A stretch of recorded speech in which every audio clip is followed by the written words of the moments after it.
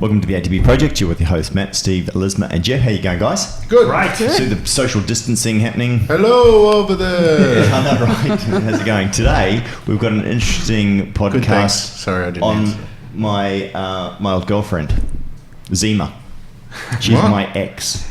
Oh wow, we're going straight into Yeah, it. we got Oh, straight. that's awesome. Eczema. I thought that was going to go Yeah. X-rated already, but it didn't. Oh, Luckily. nice. That's good. Oh, another X joke. Yeah, I very see good. that's happening I'm just here. trying to slip the X It's like in. no one gave. I missed the memo about the X jokes. Sorry, but we're going to be talking about eczema. Simply in relation to something that Matt had noticed. Very smart of you, Matt. Oh, which thank is you, that Jeff. A lot of people are using hand sanitizers at the moment, which is flaring up skin conditions, which is Yeah. interesting. But before we get there, just quickly, I've been going for walks because obviously everything's closed. Mind you, I'm going to get a lot of hate mail because I have a home gym. I could Yes. probably sell it out and make more money than what I make from my job by letting people come and actually use my home gym at the moment. I don't think that's allowed. I mean, they shut gyms. No, but one person at a time. You can have one person over. So- What? Yeah. So I could sell it out. Really? Yeah, $200 an hour if anybody's interested. Oh Yeah. man, I'll do $1,500 an hour. Totally different service. Come on over. No, mate, you're not getting $1,500. No one's paying I'm $1,500. going to set for your that. price. I haven't had a booking yet. No, it doesn't matter. It's a carer apparently. The but the interesting thing is that every man and woman And their dog. and their dog is out walking at the moment. Which is just, have you noticed it? Yeah, it's Literally, brilliant. it is like The Walking Dead. The cities are completely vacant, but yet you've got these people shuffling all over the streets. It's apocalyptic. Like It's zombies, crazy out there. yeah. Yeah, it is cool. Eh? The dogs are loving it. Yeah. Like this is the greatest time for household pets. I reckon the businesses that must be absolutely cleaning up at the moment have got to be bike businesses as well too. Zoom's got to be doing some kind of crazy new records in terms of how much money they're making. Whatever happened to Skype? Does anybody love Skype anymore? I've seen I that. love I've seen Skype. that on news. Yeah. You still use Skype? I still Yeah. use But it. that's for personal clients, is it? Yeah. Or? Yeah. I'm a fan of Skype. Yeah, I mean, It's I never like let me Skype. down. Yeah. Obviously, Probably has. toilet paper. Yeah. Oh yeah. Jeez. We've Still actually can't got get over a square of toilet paper posted to the fridge in the room, which the new currency of Australia is. No, I keep a roll in my top pocket so I look rich. I used to have $100 bills, but now I pull out a roll of toilet paper. Oh, and the girls come running. Yeah, with the milkshakes. Anyway, so enough about that. But in terms of eczema, guys, Matt, you're the one who actually brought it to our attention. So what's the deal? Well, the reason why I suspect that there might be a lot of people out there suffering from it, even though not a lot of people are talking about it at the moment, we're all busy talking about other things, I suppose. But we've always discussed the hygiene hypothesis in relation to the pathogenesis or the creation of eczema and that sort of stuff. And the hygiene hypothesis stated that they observed that the grubby kids and the dirty kids and the kids on the farms with lots of siblings and a lot of exposure to antigens, and there's a lot of data talking about exposure to bugs can prime your immune system and reduce your risk of allergies. So that includes eczema, other forms of dermatitis, asthma, and any other atopic or allergic disorder can be reduced by exposing your immune system to bugs. So we'll go into a bit more about the details of how that happens in a sec. But while everyone's out there focused on hand sanitizer and sterilising absolutely everything, it's basically predicting that we would be getting more. Any of the consequences of the hygiene hypothesis may come from that. Secondly, most of these antimicrobial and sanitising stuff is extremely drying to the skin and creates problems with the barrier where you lose the natural oils. So they're the two main causes for eczema. And at the moment, there's a lot of people doing both of those things. So figured, and it's interesting, just when I mentioned that I thought it might be a nice topic and I think a lot of people would get benefit from it. A couple of people from around the office overheard me just mention the word and they said, yeah, they've actually gone and had to go and get their kids back onto steroid creams and that sort of stuff, which they haven't had to do for ages, and they hadn't actually made the connection, just assumed it was stress, because stress is one of the other triggers from it. So it's like a perfect storm for anyone that's predisposed to eczema. So today, hopefully, we can talk about a little bit about how the hygiene hypothesis creates that problem, how the immune system responds to large triggers such as allergens compared to small triggers like microbial fragments and things, and then also talk about some solutions. So when everyone's because everyone at the moment's washing their hands like they've just used chili and about to masturbate. So like you've got nothing left on their hands. So we're going to teach people after you've done that to go through and use some sort of an emollient or an oil or something like that. What are you looking at me like for? Very strange sex life, Matt. He could have said, washing up for surgery or something, but... I'm not a surgeon, Steve, but I do eat a lot of chili, and I also do own genitals. All of them. I really don't want to see where he puts those chilies. No, my hands. Oh. No, and then I use my hands for other things. You know how people say, that guy's probably going to... He could be the sort of guy that would get a threesome or a foursome. Well, some of us are left with a handsome. People, you've heard people say I'm handsome. That guy's handsome. Now you understand why. Oh. I just don't get threesomes or foursomes. Sometimes not even twosomes. We've gone already, haven't we? Sorry, there's red pen everywhere. Are you serious? Red pen all There over. was not one swear word in amongst any of that. There is a lot of people out there that can relate. So you obviously don't eat chili. No. We know you do the other thing, but we know you don't eat chili, obviously. So, wash your hands. That's Okay. all I'm saying. All right. But then after it, because you probably strip the oils off through aggressively washing it using antimicrobials, we want to put some stuff back on. Cool. So, There you go. someone else start talking. And let's talk about stop interrupting me, Steve, while I'm telling someone else to talk. I thought he was throwing it to someone. Oh. Well, I was going to tell you what to say. Oh. No, just say whatever you Well, want. the interesting thing for me is that Corbin, and you helped my son Corbin when he was born, he had eczema all over him. He had used huge amounts of antibiotics because he was coming earlier. Probably our listeners remember that. And you used calendula, is that right? With some other stuff in it. I forget what it was exactly. Doesn't really matter. Yeah, we rubbed that onto him and it cleared it up over a period, and he was using some probiotics as well too. And I think he cleared up over about a 6-month period, I think. I can't remember Well, one of the interesting... reasonably quickly. Yeah. And the poor bastard was absolutely just beside himself with just scratching and itching, and the poor little thing couldn't sleep. But if you remember, originally it was kind of everywhere, and then after we started doing those treatments, it cleared up from certain locations, but other locations remained. Backs of the knees? Yeah. And the crevices and creases. Crevice, that's a dirty word, So Steve. once we worked out that the outside broad surfaces of the skin, such as the outside of the legs, the outside of the arms, the broader surfaces of the body and the back, they were reacting potentially to something that was coming in contact with it from the laundry detergents or something like that. So we made some changes there. And then the atopic parts, the contact parts disappeared, and what was left was the creases, the hot spots, which in my opinion always related back to a systemic cytokine storm or some sort of an issue with an imbalanced immune profile systemically, and typically originating from the gut or something. And that's when that hit, and then we go and work on that next level. Oh, that's interesting. Is that why? So you think that's your theory, that's your hypothesis. That's my theory, but I did throw it out to the guys to see if they could find any links behind my theories in regards to the different locations that you get eczema for the different causes.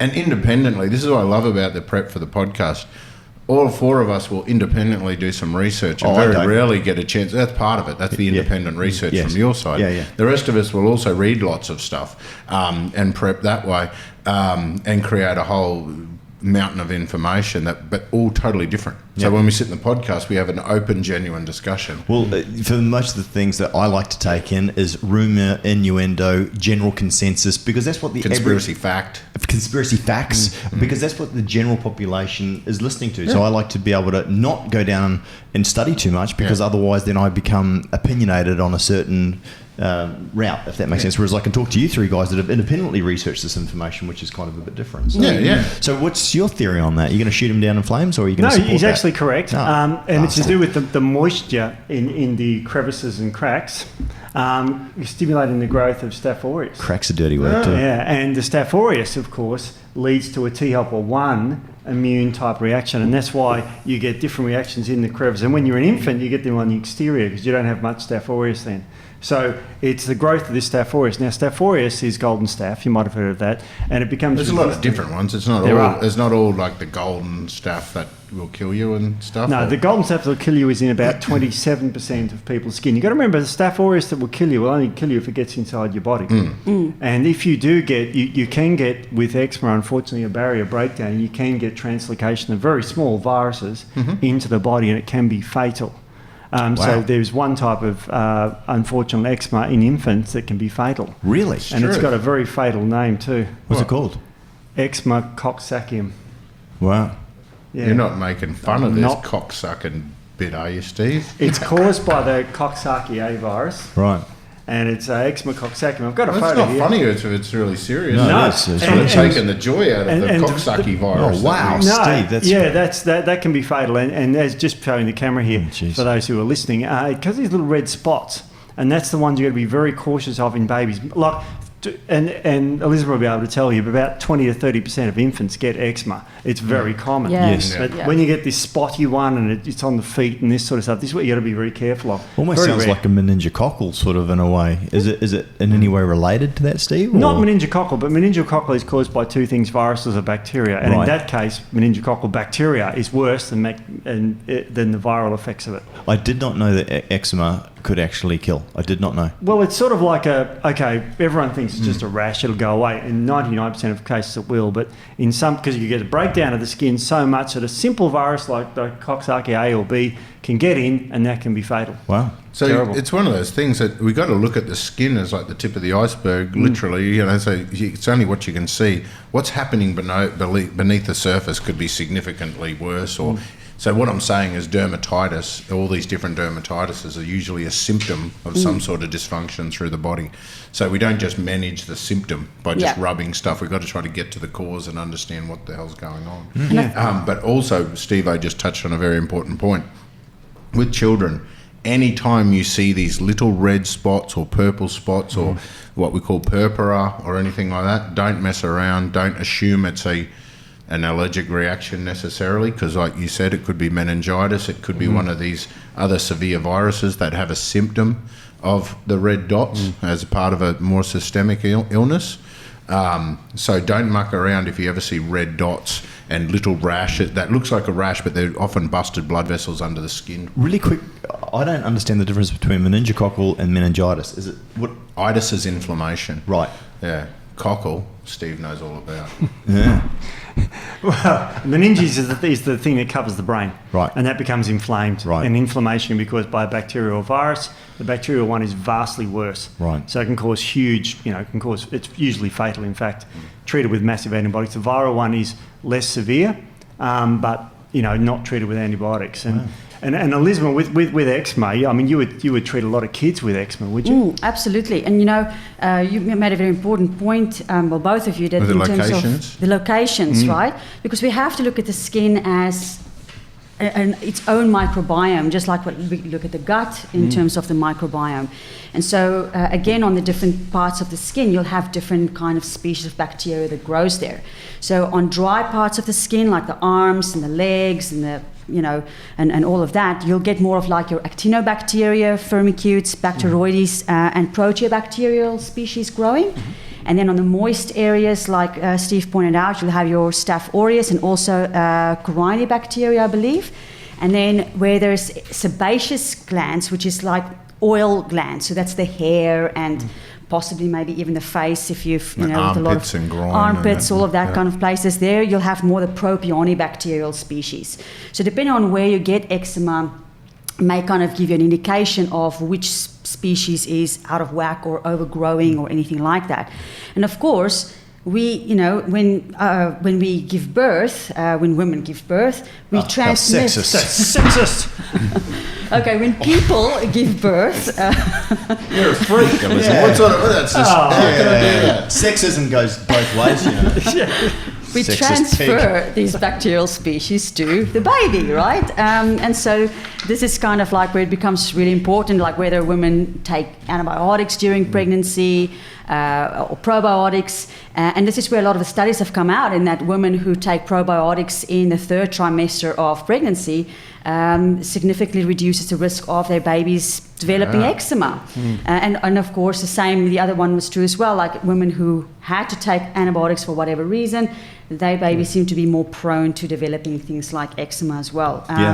But very, very common. And then, obviously you can get in food reactions. It's actually a very interesting study, because eczema can be caused by obviously a topical trigger, but also by internal food intolerances.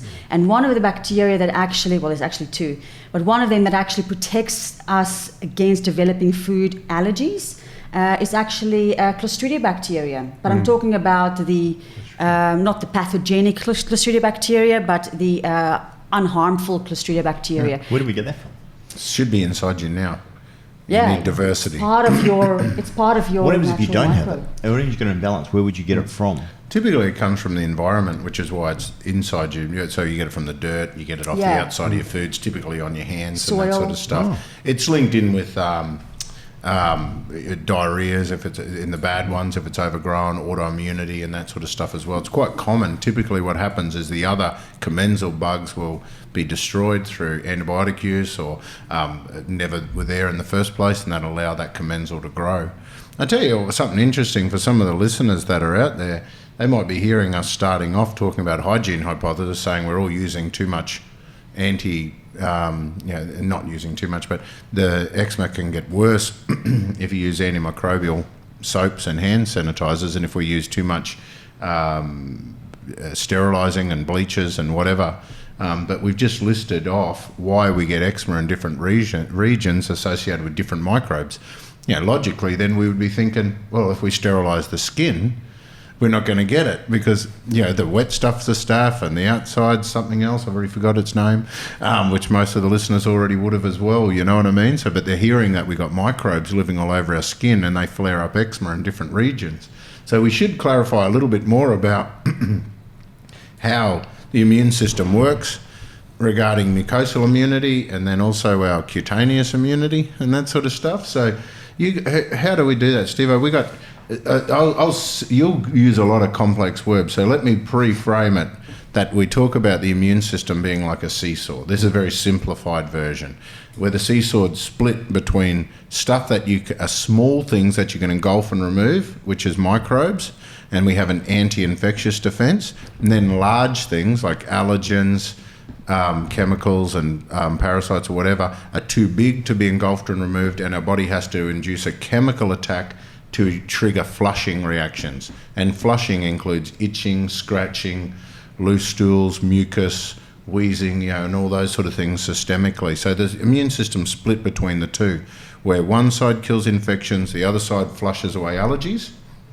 The hygiene hypothesis states that a lack of exposure to the small things by default will leave our allergic inflammation high. So unless we train our immune system to be better at killing bacteria, our only mechanism of getting rid of those sort of microbes is a flushing reaction that involves itching, scratching, redness.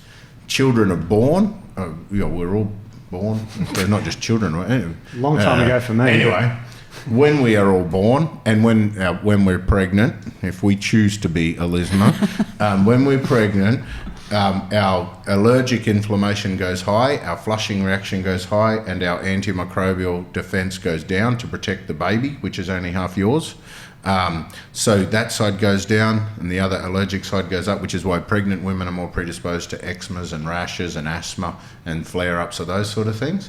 And then the babies are born that way with a suppressed immunity because they've never seen bugs. And then the theory is, as we get exposure to bugs and fill up with our bugs in our guts and all over our skin, that our anti-infectious side picks up, and by default our allergic side goes down. Is that a clear summary? And now we're going to talk about all sorts of crazy chemicals, interleukins and cytokines, and now we're going to screw around the T helper 1, T helper 2 model with everything from T helper 17 to T helper 22s. And so how do we go, Steve? Do you explain us a little bit of tech? All right, a little bit of tech. You're absolutely right. This is why kids often, quote, grow out of eczema. Have you ever heard that? You know, they start off about 30%, adulthood it goes to about 2%. So most people grow out of it because they're exposed to more bugs. So this is what happens. Matt's correct there. They're born to helper 2, they get more bugs. Now, some people don't get bugs like they, A, don't have siblings. That's a risk factor for eczema. Really? B, yep, low infectious rates in kids is a risk factor for eczema too. So kids who don't get sick. Right, so this is where the hygiene hypothesis in England, where they were wiping down everything, keeping the kids pristine so they would be so healthy and strong, and because they had no resistance, you know, nothing to challenge their immune system, they became super weaklings. Yep, and they don't grow up touching dirt, or they don't play in the dirt. You're smacked on the hand for that, you know, and so you don't grow up... Eating flies? Yeah, you don't eat flies. Absolutely. I mean... Lick the fly screen, particularly salty. So all these allergens come in that aren't really allergens, and they flare up this T helper 2 type immune system. Now, the T helper 2 is the one you're born with, the one that pregnant women have a lot of when they're born because of the progesterone. And so this is what happens is they don't get exposed to these bugs. This T helper 2 stays elevated, and then we go along, of course, and then you might have an infestation due to excessive cleaning, etc., of the Staph aureus, which drives up T helper 1. So eczema can be caused by either T helper 2, the allergens, or T helper 1, the bugs, like the Staph aureus. So you can have one of these other excesses going on, and we know with eczema people is they have different types of skin. For example, one of the important things with eczema in kids is different pHs. Do you want me to explain quickly what pH is? pH? pH. Little p. What's it stand for? P is negative log base 10 to X, which is a logarithmic scale of the concentration of hydrogen ions. I thought so. Interesting. Bit nerdy, sorry. But it's the amount of H plus ions you've got or how much acid you've got. And it's a scale. It goes from 0 to 14, 0 being very acidic, 14 being very alkaline. So the caustic soda you tip down the sink to eat away your hair out of your sink is about 14. The stomach acid is about 1. And our skin should be about 4 to 6, which is a little bit acidic. Okay? What we know is that when you measure the pH of people with eczema, is their pH is around 6 to 7, which is the optimal growing for, guess what? Staph aureus. So 90% of these people have too much Staph aureus because their pH changes and the bugs change in the skin. So that's why they're predisposed to it.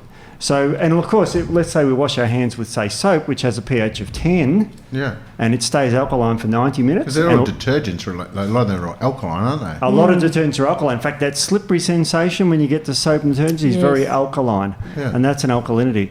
So it kills bugs that way, which is great, but it drives your pH up further. You're washing the acids off. Yeah, wow. Should we wash our hands with acid? Should we do an acid rinse? You can, and that's using apple cider vinegar. A lot of people recommend that's good for their eczema because they tip that in their bath. Doesn't sting like buggery? No, if the pH is 4 to 6.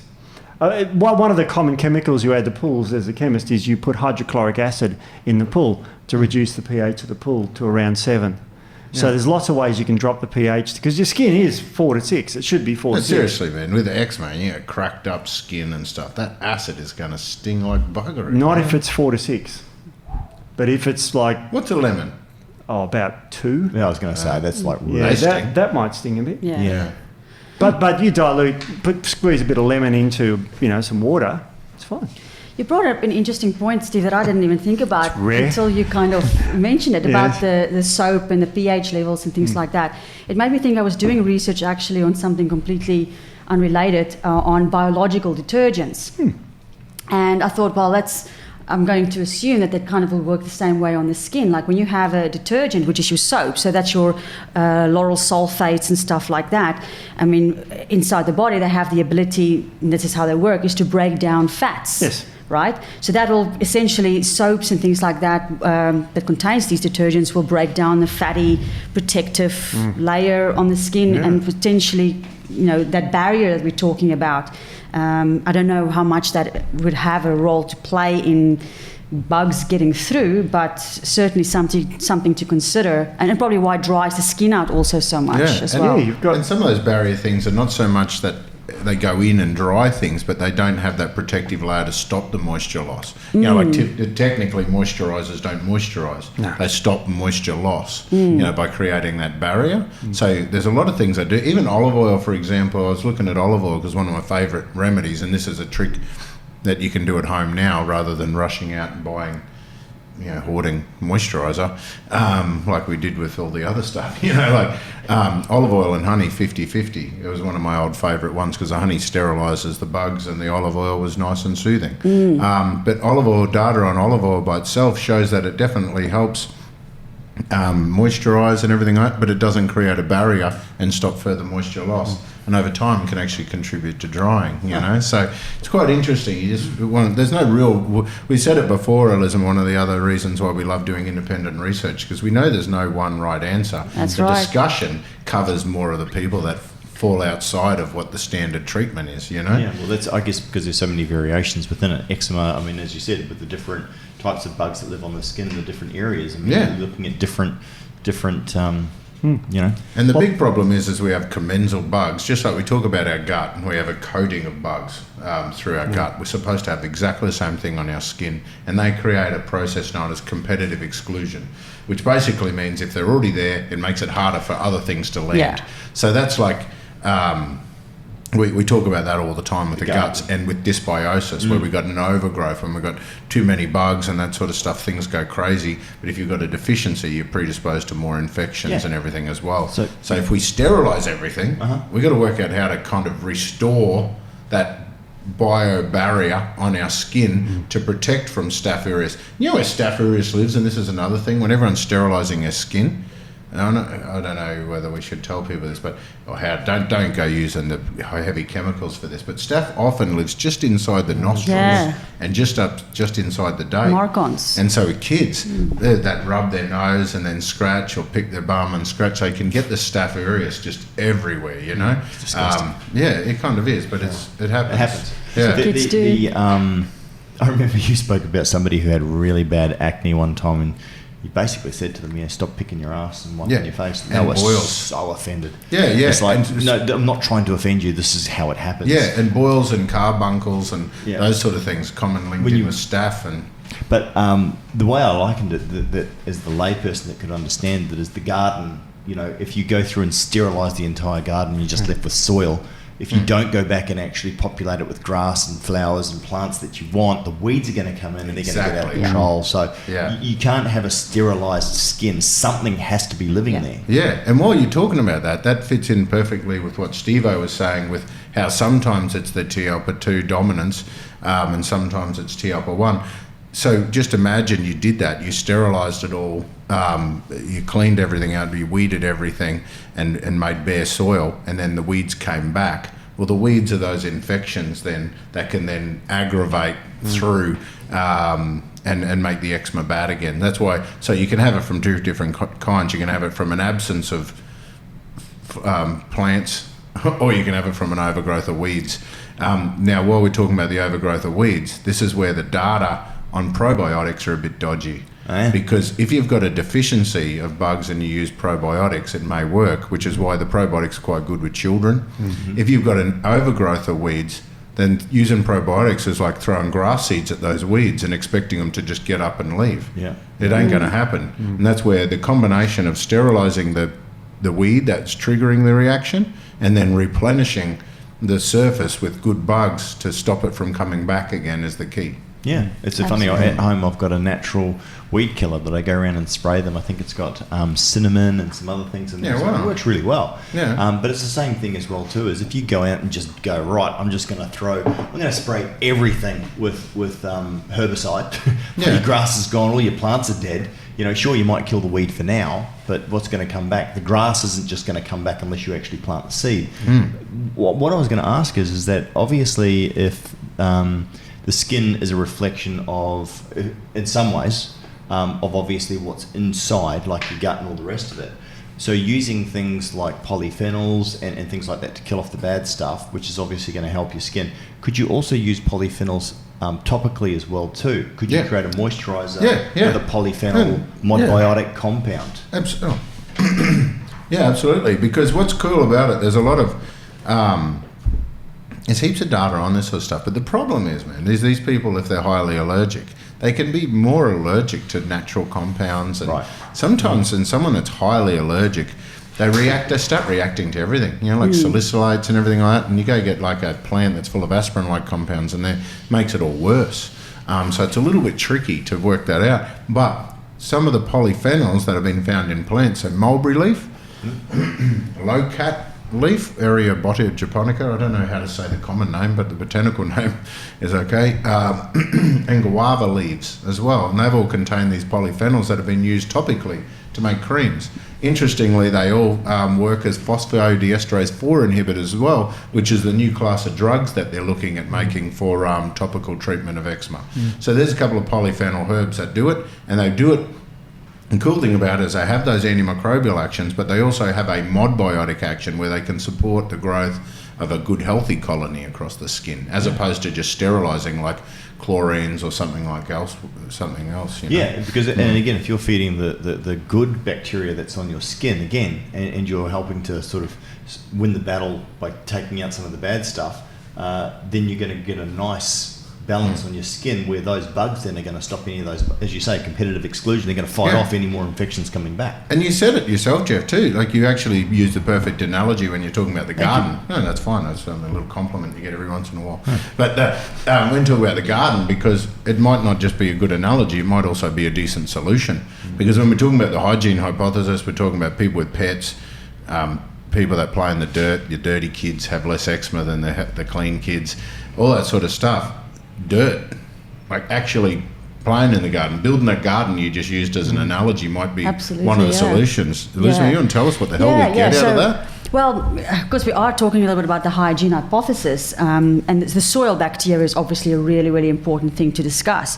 And there's obviously going to be lots of different microbes in the soil, but there was one species that identified a Microbiome species that naturally occurs in soil. And this specific species they found creates a fatty acid called, and it's a long name, and I hope I pronounced it correctly, but 10-Z-hexadecanoic acid or something like that. Perfect. So that's a fatty acid that these bacteria in the soil actually make. And what this fatty acid does is it actually binds to PPAR alpha. Now, PPAR alpha, Steve, you may know what the long name is. Peroxisome proliferative activator receptor alpha. Right? And what this receptor is, it's a nuclear receptor, and its job is to bind to certain fatty acids, and then that creates a signaling or a messaging system between the cells on what needs to be done. So it actually, this compound from the mycobacteria binds to the PPAR alpha, and then that sends the signals for reducing inflammation. So it has an anti-inflammatory action. So that's just one simple mechanism, just one bacteria that will have an anti-inflammatory effect in general in the body if you get exposed to it. So this is why it's so important for kids to play or to get in contact with soil. I mean, I remember when I've got pictures, baby pictures of me like eating ground and all kinds of stuff. Pies. And even dust, like dust is.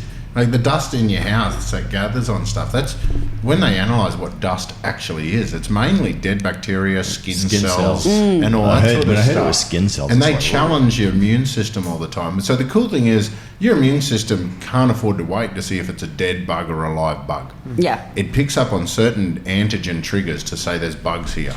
So the cool thing about exposure to dead bugs in the form of dirt, dust, that you get on the animals, and that combined with a certain amount of live bugs is enough to prime that immune system to get better at rejecting microbes. And the way it does that is by releasing these chemicals. Now, 80% of immune system's found from the gut, and often what happens is the lack of exposure to microbes in your gut, or the wrong kind of microbes in relation to your exposure to antigens for allergens, which is like food particles, dusts and pollens and all that sort of stuff. The chemicals released from those immune cells are just skewed. They're out there saying we're seeing a lot more dodgy food particles, chemicals and pollens than we are signs of bacteria. So for our defense mechanisms, we need to prime everyone, tell everyone to get ready to flush big things away. Okay? And that's really important to understand that one process, because that's when it links into talking about our biobarrier of our skin or our gut wall, and the influence of stuff like leaky gut wall or maybe leaky skin wall. But if you consider the skin surface area 2 square meters and the gut surface area 400 square meters, so majority of that activity is going to be coming from the mucosal immunity and send out to the body. So leaky gut wall and that sort of stuff results in poor digestion, or the foods that you struggle to digest, that you've got an intolerance to. All of those sort of things can actually leak straight through and trigger the immune system with a large antigen exposure, and then the immune system goes, oh man, more of these big, large, dodgy allergies. The part of the immune system that we haven't mentioned yet is the T-alpha-3, or the oral tolerance. And oral tolerance literally means shit happens. Like a little bit of everything is okay. All right? You don't have to react. So that's what's supposed to happen. You're supposed to have a heap of microbes and you're supposed to have a heap of foods, but not supposed to be dominant in any one kind. And that way the immune system can send out a balanced message to say, just normal surveillance. Not good. And that's how, if you ever heard of, people putting cortisone creams on them. Yeah. Cortisone cream upregulates interleukin-10, which suppresses the immune system across the board. So it's great for treating eczema. I'm not saying great, and it's got side effects, but it does remove eczema and it removes any sort of T-alpha-1 or T-alpha-2 because it causes an uplift of T-alpha-3. So it's good for any sort of autoimmune disease or any sort of inflammation. And that's how it works, is by creating like an oral tolerance, but via the skin. But what's the side effect? What's the piper that you have to pay? Yeah, the pipe Thin is... skin. Yeah, very, very skin thin. Because remember, Skin thin. And reduced antimicrobial defense. What sort of skin? Skin thin. Oh, skin thin. Thin skin. Thin skin, Steve. So that's H instead of H. I've picked you up on, and we'll keep going. Oh, okay. All right. Yes, that's my accent, my Aussie accent from Victoria. H. Anyway, never mind. Well, you don't say H, you say H. We'll come back to it at the end. I had a no, we need to get back to that now, because that's become a big issue with my children and Okay. I. Oh, When I was a kid, Yeah, go on. I know you make your point first. That's probably important and relevant. No, well, I was going to say in terms of it was H and H. It is H. God, we speak English, people. H. It's H, not H. H. Also, no. That's the way that it's spelled, but H is spelled A-I-T-C-H. That's the way H is spelled? Yes. A-I-T-C-H. No, man, this is way too close to home. This is a conversation I've been having with my children right now. Yeah. Like the same conversation I'm having with you right now, I've had with my children. Yes. Because my children, and I asked exactly the same question when I was my kid's age to the teacher. I asked them, how do you spell H? Yeah. And because every other letter, it kind of made sense, like B, I would imagine. And I imagined that each letter could be spelt with a series of letters. yes. It can. So, and where my confusion came from is weird people like yourself that would say H to describe her H. That makes a her sound. Yes. So every other letter would kind of, you understand what the letter So you makes should because say it says her. You should say mem instead of M, is that right? Yes, exactly, because that was the other one that really confused me. Mem. Because I'd go back to the teachers going, well, how do you spell M? And that'd be E-M? Yes. And they're going, and how do you spell H? Is that like H? H? And it just really bugged me. Yeah. Which one was it?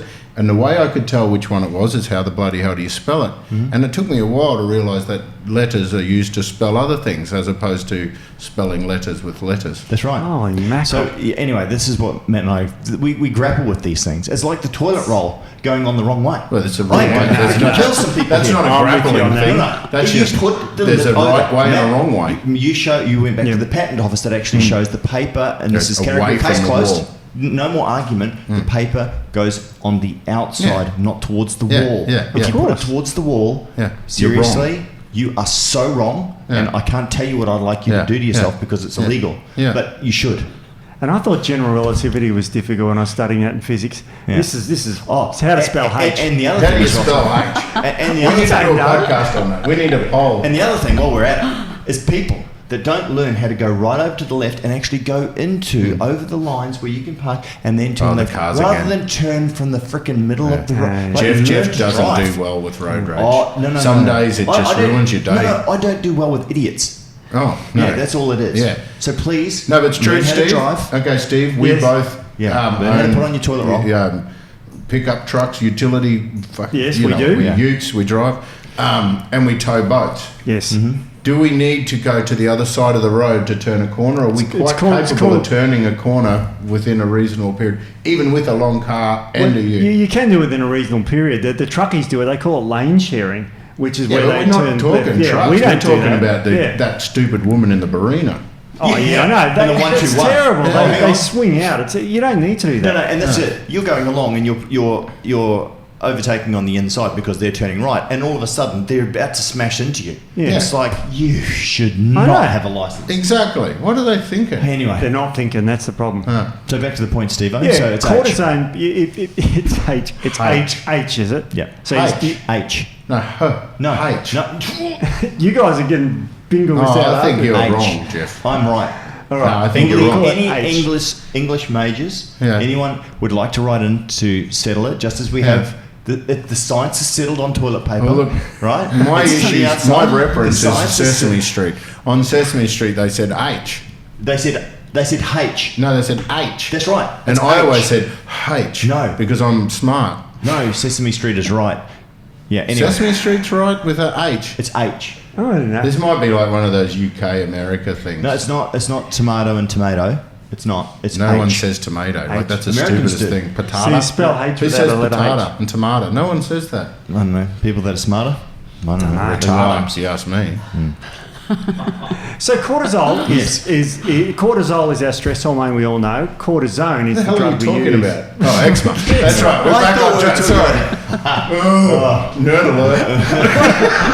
Where's the zone? So you got, cortisone is an analog of cortisol. Yes. Now, cortisol breaks down tissue to liberate sugar so you can get away from the animal. Cortisone does the same thing. It breaks down tissue. It's catabolic to your skin, so you end up with, as you say, thin skin. And I said that sentence without using the H letter. Good. Well, hang on. How did that thin skin lead to a H conversation? No. TH. How do you say TH? TH. But anyway, so so what I was going to say though is that there's obviously side effects from using cortisone cream. There is. And so you have to be very mindful of that. Absolutely. Normally the concentration is 0.1%, and if you get the strong 0.25, which is quite a strong one, actually the marigold is actually Don't about call 60. me Marigold. Why did you point at me then? Well, you mentioned You marigold just said before. Marigold. Because when you were talking about marigold before, it's an excellent treatment. It shows in studies to be 60% as effective as cortisone, the strong one. So it's very, very equivalent to using corticosteroids without the side effects. Yeah, don't worry. And that's only what we call you to your face. No, cool. That's right. Calendula behind my back. Now, Steve, I want to ask you something John behind your back. about the cortisone creams and stuff like that. So I know internally it would work like that, but I'm just curious externally, like would there be a feedback mechanism to the adrenals as well if you use it, on a chronic basis? Oh, absolutely. And then the problem with it is, if you had a little spot there, it wouldn't affect you. And this is when it was tested on little spots. Oh, yeah. But let's say you got eczema and it's covering, like in this picture here, I'll do the camera, like you can see in a baby, for example, it covers most of the baby's body in this particular case. So say you said, oh yeah, they've got a bit of rash, just put a bit of cortisone cream on it. Yeah. It's an That's understatement. probably more than 50% of the It would baby's be, yeah. body. Yep. Potentially, a mother could potentially put cortisone cream over 50% of the baby's body, and that's where it becomes quite scary. And Because sometimes they're- they are taking it internally as well, so they're often being Yeah. prescribed the prednisone, especially if they got a asthma with it, which is a very common association of those two It is, together. isn't it? I remember you saying It's the that. same part of the immune system, both. Right. So both of those are kind of like TLPD. hyper-responsive, atopic, like allergic, flushing style reactions. Yeah. So they both manifest just in different locations and often in the same person. And I think it's also contraindicated in using, because a lot of baby boys or toddler boys, they can get eczema sort of like around the genital area, and as far as I'm aware, cortisone creams are contraindicated to use because it can cause infertility, I believe. Yeah, it does. Yeah. Wow. The scrotum is an excellent site for absorption. So if you are prescribing a, say, testosterone cream to somebody, Yeah. the ideal place to give it to a We went a bit off topic from I'm the trying eczema. to. No. This is a serious podcast. But you get looking We're at me. professional. But I was- You guys are professionals. No, I don't have an excuse, I was right? professional until you just looked at me 3 times. Is that... I'm trying not to look at anyone because I know someone's going to laugh when So I what have we mention got? it. Hang on. Elizma doesn't have absorption a of- scrotum. What's that? The scrotum is a fantastic site for absorption as well. For steroidal hormones, which Right. includes cortisone and testosterone. So it's prescribed. If you give testosterone cream to a man, you tell him to rub it on their scrotum because that's the best absorption site. Yeah. John does all the time. Yeah, but that's not with Not testosterone. from It's you. You don't say do it. Not now. He like doesn't now. even have any cream. Yeah. And make eye contact at the same time. Weird. So if a young boy happens to cop some steroid cream there, Yeah. then it does get absorbed, and that's even worse. See, Is that's that messed up. something that does happen though quite regularly? Yeah, Oh, it is. yeah. So really the chances, common. wow. And they say use sparingly on the label because they're aware of that warning, but they don't say use sparingly at a total of this much per body per day. Because There's absorption. yeah, it's a bit of actually a worry, and it's so common, and it's over the counter and unregulated a lot of the time. It isn't is. It? It can be over the counter at lower dosage. And here's the real problem. When you're prescribing, say, oral steroids or oral cortisone, you have to wean off it at about 1 milligram per day.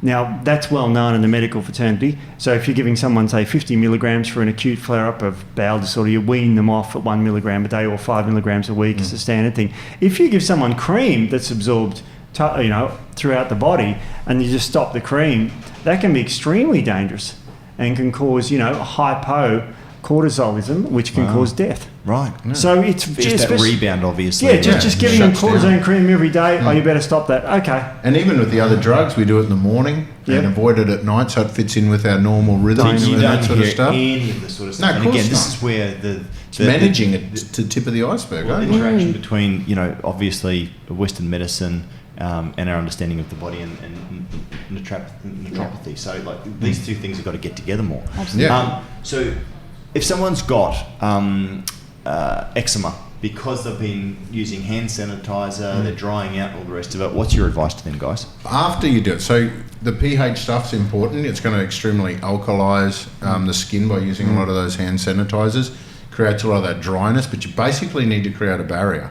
So it doesn't, Like a barrier cream. yeah, I used to get in trouble all the time in my naturopathic clinic because I didn't care that much about, in those old days, about the petroleum bases or whatever. So I used to say to people, just go get a big bucket of 20. I used to actually order in like 10 and 20 Like litres. Vaseline and stuff. Yeah. I just say It's a great Vaseline, barrier. aqueous solution in the showers instead of alkalizing soaps. Just use the aqueous cream. I'd buy big buckets of, and then teach them how to make aqueous lotion by adding water, diluting it. They used to sell the same.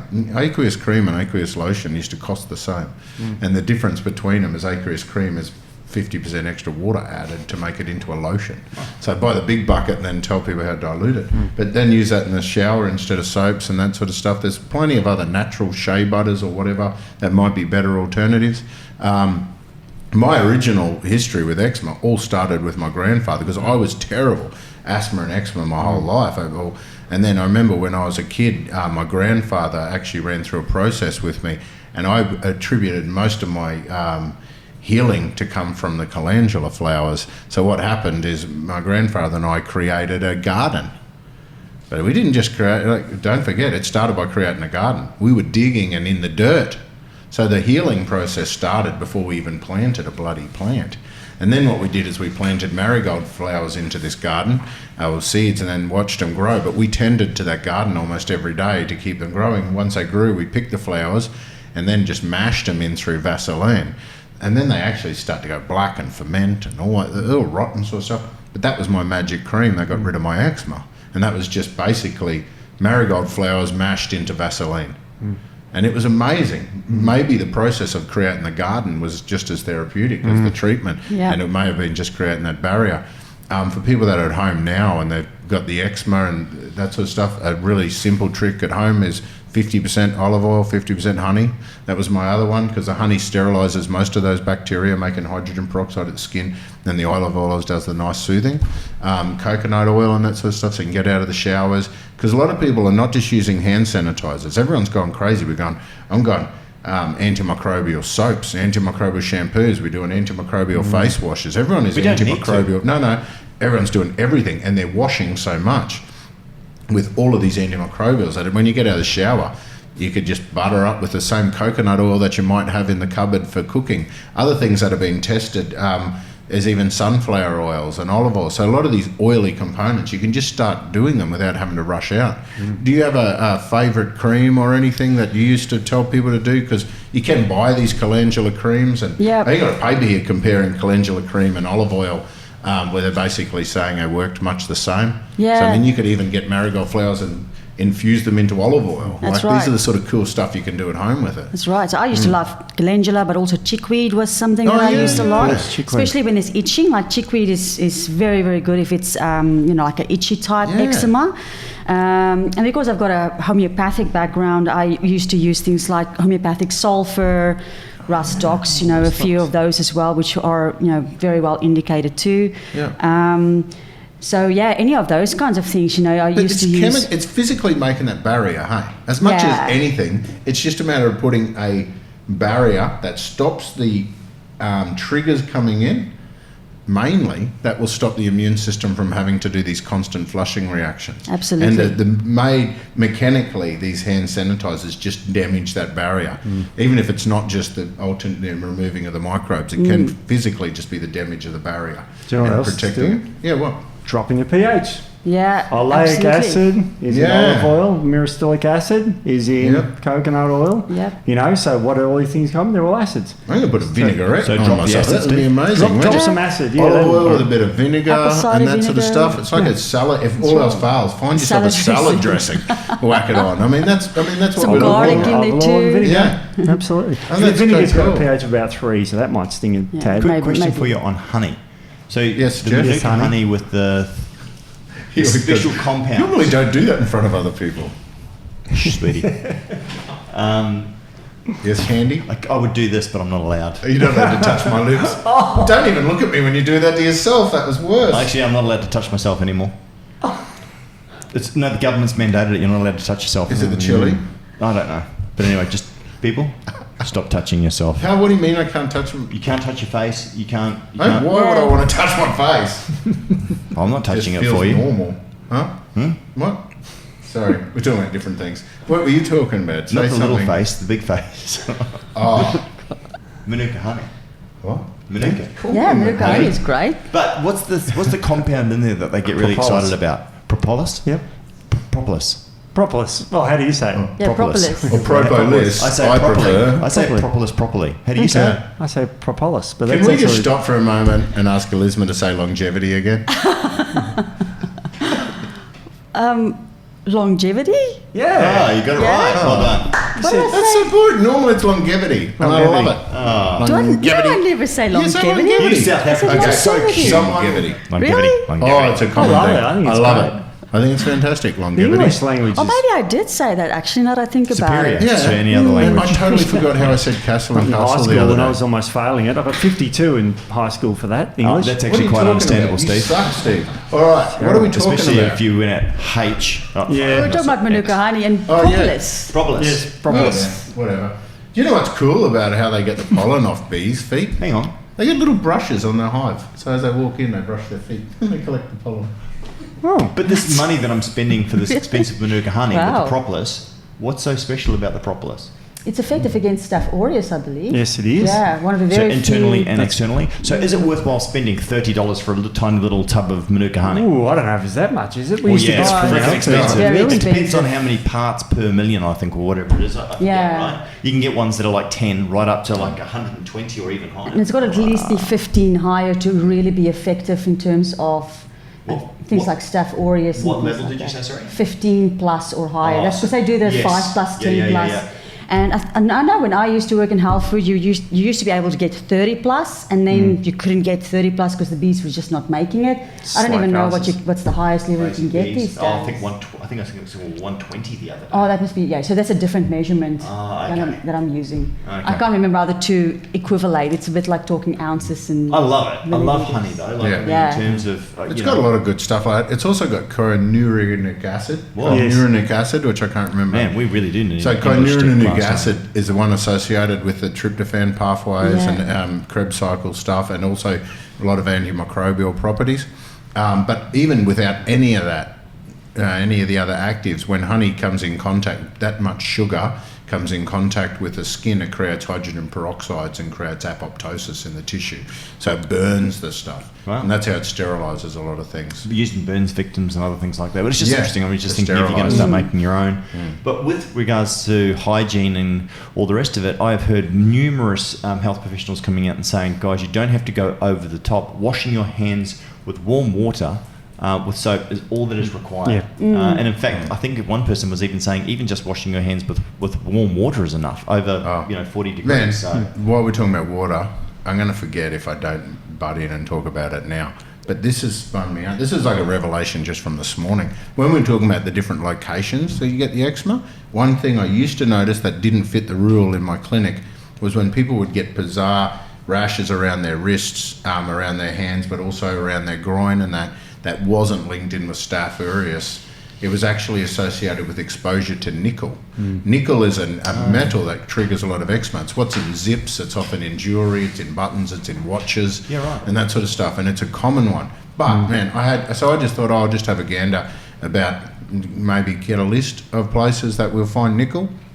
I didn't realise though how nickel is so full on, how much available is in our diet and everything. There's a lot in our water, so there's also a lot in our so out of your taps, first time you turn the tap on in the morning, that is loaded up with nickel because it actually goes into the water while it's sitting there. So then if you use that first tap in the morning to fill up your kettle or top up the kettle would be worse. Filling up the kettle's not so bad, but topping up the kettle will be bad because if you had left that little heating element in your kettle is made of nickel, and if you leave water in the kettle and don't empty the water in between cups of coffee, which none of us do because it's kind of rude, I thought it would be and a bit dangerous that might turn the kettle on with no water in. But so you basically get a lot of nickel out of our water. Nickel comes off heating elements, so in our shower, hot showers, hot water, hot cups of teas and that sort of stuff, major sources of nickel.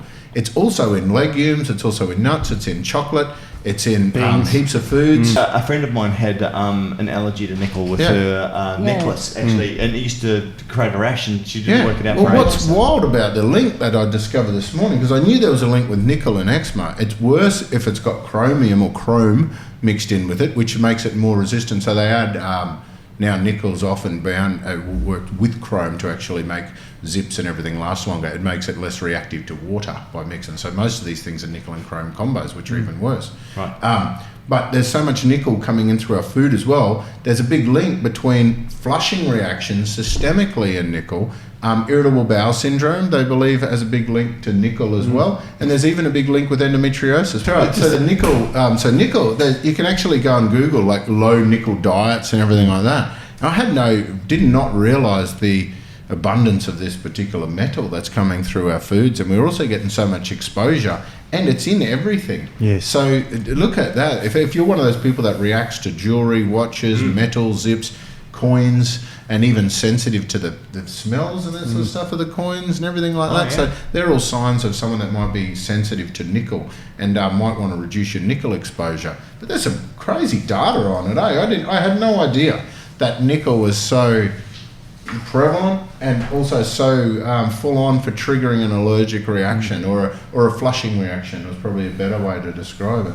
Incredible. Crazy, And it's crazy because it's in foods such as soy and beans and that sort of thing. A lot of people are sensitive to those foods, and I wonder if they're sensitive to the food or the nickel. Wow. I mean, that's just a theory. But then there's the copper, here we were and thinking the nickel and copper often are high as well in the same sort of foods. And then we know that zinc helps to regulate those things in the body, and we also know how important zinc is for maintaining the skin, the immune system, and reducing eczema. That's right. So there might be a bizarre link. You would touch on that before, the zinc-copper balance. Yeah, definitely. And I think something that you also said previously about the washing very often or rinsing very often, we have to also remember that vitamin D, the way we might make vitamin D, it has to stay on the skin for quite some time. So if you shower twice a day or what have you, you're washing all that vitamin D off your skin. Is that right? I did not know that. Yeah, and a lot of people will not be getting a lot of sunshine now. And vitamin D also has a large role to play in eczema and psoriasis and things like that, because it's got to do with how quickly the cells replicate. So you get more like a crusty eczema if you're vitamin D deficient, because the cells just overproduce. Yeah, wow. like And that'd be the same psoriasis. with psoriasis Yeah. then, eh? Because that's what Yeah. psoriasis is the That's right. scaling building up from more cells being made under it. That's right. Wow, So man. we got to look at nutrients in that context as well. It's sure there's triggers, but if there's nutritional deficiencies like zinc or vitamin D or even vitamin A, because vitamin A plays a large role in antigen recognition, like recognizing things that it's not good for it and then dealing with it. Well, also IgA versus IgE. Yes. So when people measure IgE, they do a skin prick test to find out what their allergy. That's an IgE. So when we go to the immune seesaw, vitamin A drives up IgA production, which is our antimicrobial first line of defence. Yes, yeah. By default, the more IgA we have, the less IgE. That's again a very simplified model, but that typically is what happens. So the vitamin E binds to mast cells to degranulate and to release histamine, and that's what causes the itching associated with eczema. So man. that's where you get the Absolutely. terrible. And also, going back to nickel, nickel is also a valency 2+ mineral, and that competes directly with zinc. So they do have a antagonistic role to play against each other. Yeah. And when we're talking about before, I just remembered there was this other thing, a big link with postnatal depression that talked about the copper-zinc ratios.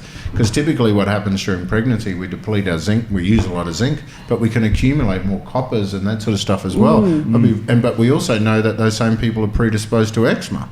So I wonder if there's another link with a zinc, copper. Oh man, it's going to bug the hell out of me now. So we'll have to look at that and follow up on that. But there's possibly a link between copper, nickel, all of these heavy metals offset by zinc and maybe even selenium. Yeah, probably. I mean, I was just thinking, and I hope I'm correct with this, but from memory, there's a reason why women during pregnancy start to accumulate copper, because copper is one of the nutrients needed to break down histamine for the DAO enzyme to work. Yep. And you don't want histamine to be, because there's DAO receptors or enzymes in the uterus, and that's what triggers cramping and all of that. So it tries to have as little histamine in the uterus as possible. So that's why with women, they will tend to accumulate copper during pregnancy, and why babies, if I remember correctly, usually have a higher copper to zinc ratio. But then that's supposed to kind of normalize around age 2, which may be another reason why kids grow out of eczema, Yeah. 'cause that Copper is required for kids because they undergo a process called angiogenesis. They grow new blood vessels, and that's very copper dependent. Because you're growing another person, they've got to grow kilometres of blood vessels. Yeah, that's Or right. miles, if you're from America. That's why you accumulate copper in babies. Who's Moss? It's my nephew. He's never been to America. I don't know what he's doing. It's strange. Very strange. One other factor that I want to mention as well with eczema that I find in my clinic is a very common factor is parasites. Yes. Because They're big. well, yeah, I They mean, got a Flush them. that's right. You've got to flush them, and parasites can trigger eosinophil, which is part of the immune system. So eosinophil release. Eosinophils is related to IgE and histamine reactions, so all of that kind of stuff. And on the blood test, for someone that's had a blood test and they see ESR levels high, that's an Yeah. indication that they've got lots of eosinophils. So it's eosinophil sedimentation rate or That's something. right. Erythrocyte sedimentation, inflammatory mark here. For example, if Was I wrong then? Oh, it's called erythrocyte sedimentary rate, but it is related to inflammation, which is eosinophil dependent. Thank fuck for that. But I'll tell you what, there's a I've had inflammation in my urethra before. It's not pleasant. okay. So if you take your Let's move on. Cocksack. not talk about that. Let's not talk about your cocksack infection. the way you can test if your dog's got worms is you measure for eosinophils in the blood, and same with humans. So if they're high, the kid's got worms. And worms, of course, as you know, drives up TL2 to flush it out, and that's, of course, directly related to eczema. So worms is a huge cause. So the gut is just, you look through the literature and there's just gut everywhere with eczema. And it goes back to that old saying is it just all comes from the gut. There's not many diseases that don't have a gut relation or inflammation. But the newest information on the gut is different to what we used to believe in the past. Because they used to show, they always had this theory that we were deficient in certain bugs all the time. We just constantly need to load it in. And that's where the hygiene hypothesis was coming in, saying it's creating deficiencies. But it's not the case, because the new definitions that they're coming out with dysbiosis usually indicates an overgrowth of the wrong type of bacteria or a lack of diversity. So where the lack of diversity comes from is the antimicrobial agents that we're using to sterilise everything will kill off certain strains, and the other ones just grow. So you get less different types of bugs, but you get an overgrowth of the certain ones that may be causing problems in through your immune system. Yep. Yeah. Good one. incredible. Anything else, guys, before we wrap it up? Oh, Going to talk a little bit about what we're going to do next week as well too, and some observations as well too. You know, when I first met Tony, I remember seeing her, and I'm like, yeah, no. Did you laugh that? Sorry. That was me laughing. And by the way, for anyone that's just listening to the I was audio. the king of the pickup line, so it was like, did it hurt? She's like, did what hurt? When you fell from heaven? Oh, that is the that's oldest the one in worst the one. book. Well, you know what? You can recycle it. And so this is one for all the fellas. Here's the one for all the fellas. Trying to do what those ladies tell us. But I was going to say that, so what I said to Tony the other day, we're having a bit of an argument. And she turned around and I said, oh, did you fall from heaven? And she looks at me and she's like, I know where you're going with this. Yes, I fell from heaven. I'm like, yeah, because you remind me of Lucifer. She didn't see that. I know, it's good when your wife's angry. See, 20 years of marriage, that's what it does to you.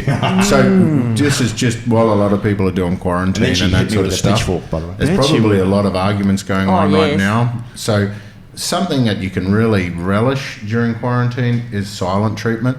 So what you really want to do, let me tell you how to get silent treatment from your partner and get a good couple of days of peace. What you do is you just kind of annoy them. You know, just annoy them, just typically the way I do things, just by being. Breathing. Just by being. Yeah, you're breathing. But when you can get them, and then you kind of, when they start to get angry Yeah. and that sort of stuff, like you put a cape on them first and then go, now you're super angry, and typically they get even angrier. Yeah. So when you think they can't get any angrier, See if you can push them right over the top. yeah, you demand an apology. Right. Okay, so this is a strategy I've learnt. When I've got my wife so angry that she can't tolerate anything, she's beyond super angry. She's come at me with a knife. I brought out bread, so her instincts kick in to make sandwiches. Yeah. None of that, and then I get it to that next level, and then I demand an apology. Yeah. And then I get silent treatment for days. Wow. It's genius. It's You guys bliss. can try that. Yeah. But while you're on that, I read something really funny the other day. And apparently the government, not our government, had to retract it very quickly because of the outrage. And it was, I think it may have been Taiwan. It was an Asian country either way. You saw that? Yeah, I saw Yeah, so they brought Did out a guide because everyone's going to be confined, in homes and stuff like that. So they brought out a guide on how to, how to minimize disputes, domestic disputes and things like that. I wonder if it's the same And guide I got. it was all about how women should behave, right? Yeah, So it was This is the similar to mine. Yeah. This is resonating. The guideline was about don't nag your husband for doing enough. things. Oh, yeah. Use on a board with that. cat-like voice, and they use cat-like voice. Apparently, there's a popular Japanese cartoon cat character, and they Yeah. said you have to use the voice of this cat character when you try to ask your husband something. So like this cute catsy voice. Yeah, I like that. And then I think another one that they said is, and you have to wear makeup and dress properly for your husband. This is Yes. very... Yeah, this is Yeah, fine. and I was couldn't see a just problem like, with that. what? Because I've got the same list. It's from the Oh, 1950s. this is genius. This is 1950s wrong with Good that? Wife I wish we Weekly. lived in the 50s. Yes. Bring back the Well, glory no, days. there was It'd be huge fantastic. carnage, like just huge outrage. Really? The government had to subtract it. Yeah. And I Oh, bet was you- that from the government? That was Yes. from the Oh, government. that's genius. That's brilliant. From the Malaysian government. Oh, Malaysian yes. government. Malaysian government, that's Yeah. right. Really? I didn't see anything wrong with it. But if anyone Googles that 1950s Good Wife Weekly one, That's awesome. that is genius. That is great. Like that, yeah. Yeah. Bring his slippers after his job because his is more important than yours. and Don't do talk not about the complain. choice. Do not complain because whatever may have happened in your day could not even come close to what he's possibly dealt with by going to work. Yes. Oh, my God. It's worse the than red that. penning this. Oh. Oh, No, she's taking notes. Good Yes, girl. good, okay? good, yeah. I'm impressed. Yeah. I think that's You want a excellent. man to complete Yeah. your world, then Yeah. you listen to us. Yeah. We're the experts Oh, on yeah. men. What I was going to say is that next week we actually know what we're going to be talking about for What's change. that?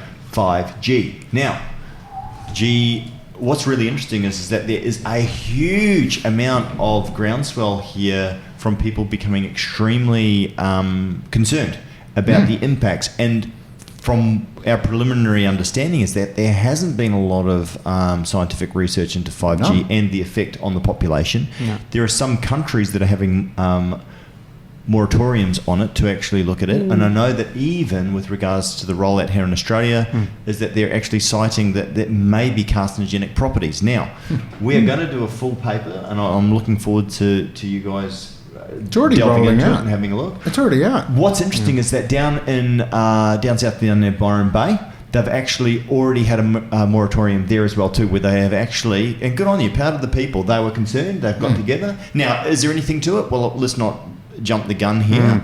I think we need to look into it and we need to present the facts. I am concerned from some of the stuff that I'm reading, and I know that many people are, because what they're doing is they're fast tracking the rollout of 5G in the States and also in Australia, because obviously, I don't know if you've noticed the problems that we're having with bandwidth at the moment. I mean, everyone's on Zoom. You can't. I mean, even with phones dropping out and stuff like that. So this is obviously a solution to that problem, and we can look into it because there's a lot of conjecture. A lot of people saying, "No, it's going to be great. Where's your proof?"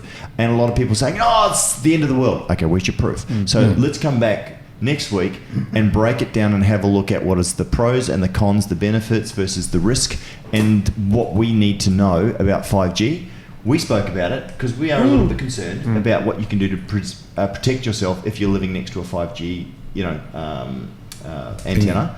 And there's paint. You can create Faraday cages. I think we were talking about that. Our good friend over in the States, Ben Greenfield, is completely off the grid, and he's even put insulation around his house to protect against radio frequencies. And we've done a radio frequency soup before and spoken about it. And our understanding as well too is that there is a percentage of the population, somewhere around 20%, that are highly sensitive to radio frequency. With 5G coming, they've upped the frequency. There's radioactive nation. I'll get the books as well too that I've started looking into. Anyway, I think that's going to be really interesting. I think a lot of people are going to want to hear what's happening right now with regards to 5G, and is it something that we should be concerned about, or is it completely safe? Yeah, and it's important to know that in the absence of information, hysteria. What do we do? Well, people make up their own rules. They just do it anyway. Yeah. Well, and I think the thing is that our government officials and our business deserve to keep us safe, and they deserve to be able to, when asked, be able to present the proper safety studies. And I don't care if it's medicine, I don't care if it's vaccines, I don't care if it's... I mean, look at the things that we have to jump through in terms of natural medicines to make sure that they're safe. The same thing needs to be done on anything, is that we need to interrogate it and make sure that the information is firstly unbiased, that it's peer reviewed, and that it is safe. And physics has always been harder to explain and understand than chemistry, in the sense that with chemistry we get a substance that does this substance, it's measurable and we can report it. With physics, that you can't see it often and you can't find it, and you've got to measure it through different techniques, and a lot of people just can't get their head around how physics can be more powerful than chemistry. So, and I did a double major in chemistry and physics, so I know that he's absolutely right. The physics is incredible. I didn't do any of that study. And people are different though as well too. Some people can be highly sensitive and others can't. It's like the 110-year-old grandmother who smokes a pipe and drinks a Scotch whiskey every day, and the person that eats the perfect diet, and whatever the perfect diet is these days, and drops dead of a heart attack at 50. Yep. So this is the thing, right? So people's tolerances have an impact as well too. So incredible. Anyway, having said that, this should be interesting. Yeah, definitely. Can't wait. Can't wait. All right. Anything else? No. No, you're getting all aggressive with that. Yeah. All right. Jeez. Well, that's it from me, and that's it from them. And him. And we'll be back next week with some 5G. All right. Okay, see you next week. All right, see you guys. Bye. Too.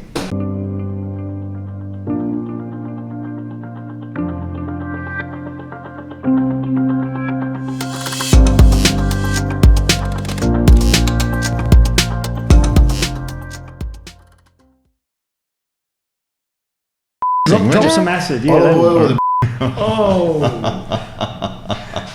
I've got a red pen here too for this one. We won't talk about that. No.